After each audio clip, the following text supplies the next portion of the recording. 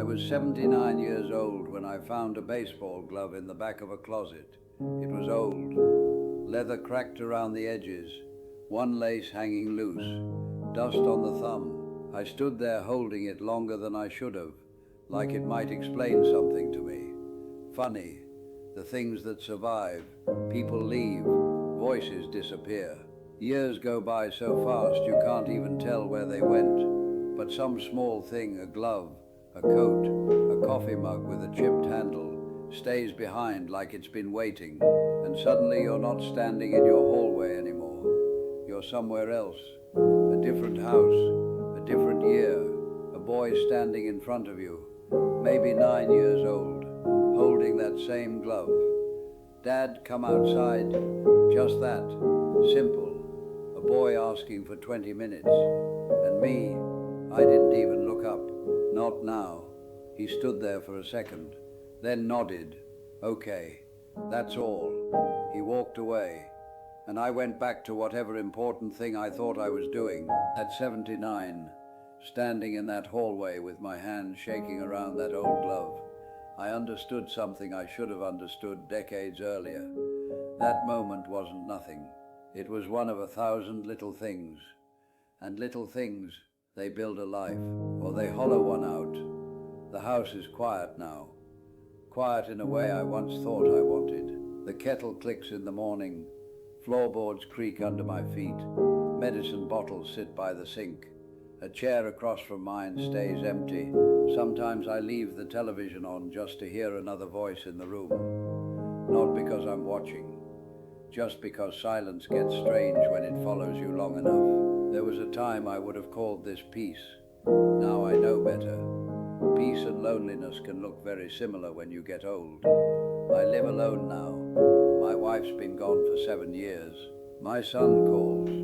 My daughter visits when she can. They are decent people, kind people. But kindness is not the same thing as closeness. You learn that late too. And late is not a useful time to learn anything. People think regret comes from one terrible mistake, one betrayal, one disaster. It doesn't always. Sometimes it comes from ordinary days, days you barely remember while you're living them. That's what happened to me. Nothing dramatic, nothing anyone could point to and say, there, that was the moment he ruined it. No, mine happened slowly, quietly, in ways that didn't look dangerous at the time. That's what makes it worse. I wasn't a cruel man. At least I didn't think I was. I worked hard, paid bills, showed up when it mattered, or at least when I thought it mattered. That's the part one got wrong. I came from a house where men were hard. My father worked with his hands and came home with a temper already halfway lit. He believed softness made boys weak, believed feelings were private, believed apologies were unnecessary. If he shouted, that was life. If you got hurt, you got over it. Nobody talked things through. Nobody sat down and said, how are you feeling? You just carried it. That was manhood according to him. And I hated him for it when I was young. Funny how life works. You swear you'll never become your father, and then one day, if you're not careful, you hear his voice coming out of your own mouth. I thought I was building something better. I really did. I got a good job, worked my way up, bought a house, married a woman who laughed easily and believed people should say what they mean. Her name was Ellen. She had a way of making ordinary rooms feel less ordinary. The kitchen felt warmer when she was in it. Music followed her around. Little things, humming while cooking, talking while folding laundry, asking questions just because she wanted to know. I loved her. I know I did. But love can be a strange thing when you don't know how to show it properly. I thought love was sacrifice, work, responsibility, long hours, bills paid on time, roof overhead, food on the table. I thought that was enough. Nobody told me people can starve emotionally in a full house. Or maybe they did, and I just didn't listen. In the early years, Ellen would wait for me at dinner. Sometimes food would go cold because I was late. Sometimes she'd start without me. I'd walk in tired, distracted, irritated by things that had nothing to do with her. She'd ask how my day was. I'd shrug. She'd tell me something funny the kids had done. I'd half listen. She'd put her hand on my shoulder. Sometimes I'd move without thinking, not cruelly, just absent-minded. That may be worse, because neglect rarely feels dramatic while you're doing it. It just feels ordinary. Then we had children. Daniel first, then Grace.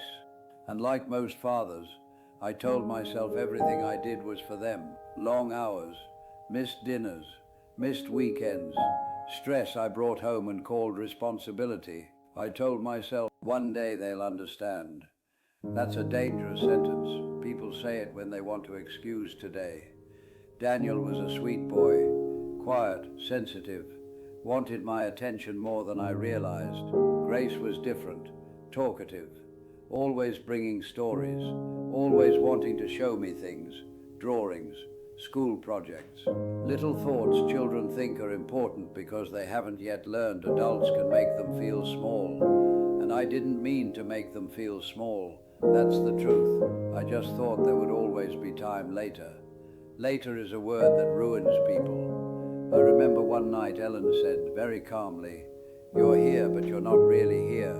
I hated hearing that because it sounded unfair. Didn't she see how hard I worked? Didn't anybody? So I said what men like me always say, "I'm doing this for the family." She didn't argue. That should have told me something. People stop arguing when they get tired. I didn't know that then. Or maybe I refused to know. Years passed. Promotions came. Money improved. House got bigger. Kids got older.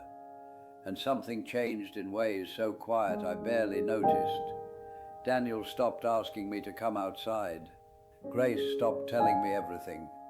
Ellen stopped expecting certain conversations. Not all at once. Slowly. That's how distance enters a family. Not with slammed doors. With adjustments. People learn where not to knock. People learn what version of themselves is welcome and what version isn't. One night I came home late. Dinner was covered on the stove. Cold. House quiet. Kids upstairs. Ellen sitting at the kitchen table in a robe. Not eating. Just sitting. Hands folded. Tired in a way that had nothing to do with sleep. She said, "Do you know what it feels like to live with someone who's always somewhere else?" I remember feeling defensive immediately. That was my instinct. Always. Not curiosity. Not reflection. Defense. I said, "That's not fair." She nodded, looked down at the table, and said quietly, "I didn't say it to hurt you." Then nothing. No fight. No drama. Just quiet. And somehow that quiet irritated me more than shouting would have. That's how blind I was. My children grew into adults. Daniel moved away. Grace built her own life. Calls became practical. Visits shorter. I told myself that was normal. Kids get busy. Life changes. Everybody says that. But there's normal distance. And then there's something else. Something harder to name. You can feel it without saying it. A politeness, where warmth should be. Then Ellen got sick. At first it was little things. Fatigue, appointments, tests, long silences in doctors' offices, words nobody wants attached to their family. Cancer, hospitals change everything. The lighting, the smell, the sound of shoes in hallways at 2 in the morning. Machines humming while people try to pretend life is still ordinary. I sat beside her bed one night. Dark room, only machine lights glowing. Her face looked smaller somehow. Tired. Fragile in a way I wasn't ready for. And she turned to me and said, "I loved you for a very long time in places you never visited." I remember feeling like the room got smaller, like air changed. I asked what she meant. Even then, part of me still needed explanation. She smiled, a tired smile, and said, "I waited for you in conversations, in softness, in apologies, in ordinary moments, but you always arrived with pride instead." I wanted to say something. defend myself, explain, list everything I had done. Years worked, bills paid, sacrifices made, because even then, some part of me still thought effort in one place erased absence in another. But looking at her there, frail, exhausted, I had nothing worth saying. She died 3 months later, and after the funeral everybody left. That's what happens. People hug you, bring food, say kind things, then go home, and suddenly you're standing in your own living room, surrounded by flowers and silence and dishes nobody touched. The house felt wrong without her in it. Too still, too neat, no music, no voice from another room asking if I'd seen her glasses, no footsteps upstairs, nothing. That was the first time in my life I had nowhere to hide, no work, no schedule, no deadlines, just memory. And memory doesn't come politely. It arrives all at once. Daniel with that glove, Grace standing in doorways waiting to tell me things, Ellen sitting alone at cold dinners. Little moments I treated like background noise. Little moments that turned out to be the whole story. I started calling my children more. Funny, isn't it? Urgency always comes after damage. Daniel answered. Grace too. Kind. Always kind. But careful. That hurt more than anger would have. Because anger means there's still fire. Careful means people learned how to protect themselves. One Christmas, at Daniel's house, his son spilled juice all over the kitchen floor. Glass tipped. Red juice everywhere. My whole body tensed. Old reflex. Waiting for shouting. Daniel looked down at the boy, knelt, smiled, and said, "It's okay, buddy. Accidents happen. Let's clean it up." That was it. Simple, normal. But I had to walk into the bathroom and shut the door, because something inside me broke a little. My son had learned how to be gentle. He had learned it without me, maybe because of me. That's a hard thing to sit with. A few years later, Grace said something that still catches me off guard when I think about it. We were in her kitchen, rain tapping the windows, tea going cold between us, and she said, "Dad, can I tell you something?" I said yes. She looked nervous. That alone should have broken me. A grown woman nervous to tell her father the truth. Then she said, "When I was little, I never knew if it was safe to come to you when I was upset. No anger, no accusation, just honesty, plain and quiet. I felt sick, because children should not have to calculate emotional safety around a parent. I told her I loved her, and I meant it. God, I meant it. But she just nodded softly and said, I know. It was just hard to feel sometimes." That sentence stayed with me, because it was true, not dramatic, not cruel, just true. And truth doesn't always need to shout. These days I wake early. Old men do that. Before sunrise sometimes. House cold, radiator clicking, kettle on. Hands not as steady as they used to be. Medicine bottles lined up by the sink like little reminders. I sit in the kitchen while morning light slowly fills the room. Sometimes I look at that empty chair across from me. Sometimes I talk out loud without meaning to. Small things, questions nobody answers, half-finished thoughts, old names in quiet rooms. People think regret is loud. It isn't. Most of the time it's very ordinary. It's standing in a grocery store and reaching for something your wife used to buy before remembering she's gone. It's hearing a laugh in another room and realizing it came from the television. It's finding a baseball glove in a closet and understanding a whole life inside one small memory. That's what pride cost me. Not in one big dramatic way, in smaller ways. Warmer moments I missed, conversations I cut short, apologies I kept waiting to make, people I loved learning not to need certain things from me. My children still call, they visit, there is kindness, there is effort, and I am grateful for that. But some years don't come back. Some versions of a family disappear quietly while everyone is busy living. That's the part nobody prepares you for.